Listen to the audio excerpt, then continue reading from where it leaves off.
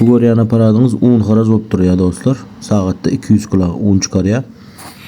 Köne unuňyz bar bolsa, onu bu işi sordam edip berýändir dostlar. 220'de de işleýär. Arkaýyn habarlaşyp bilersiňizler, yerleşen yerimiz Lewap vilayet Saýyt etrap. Şular ýaly knopkasy var, özüniň start stop işletip bilýäňizler.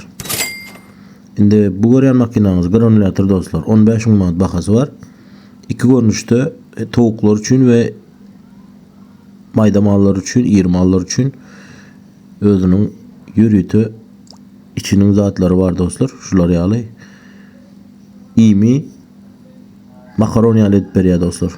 Şoň üçin granulator diýilýär. 3 tane kelleli, şular ýaly matrisasy, şular ýaly 2 sany var dostlar. Özünde 2 sany gelýär. 220'de işleýär bulam. Bahasy 15 000 manat dostlar munyň.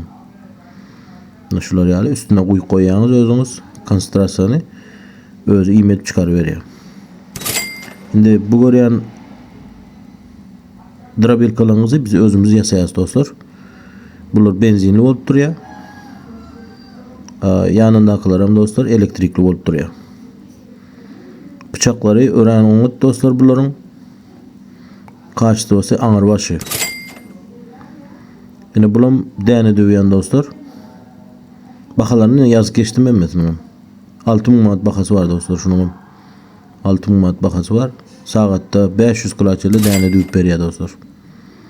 Bularym ýan gaýdyşym ýaly öz ýatanlarymyz dostlar. Bularyň elektriklisi 6 000 manat bahasy var dostlar. Bu bolsanym 8 000 manat bahasy var. Benziniň bahasy 8 000 manat.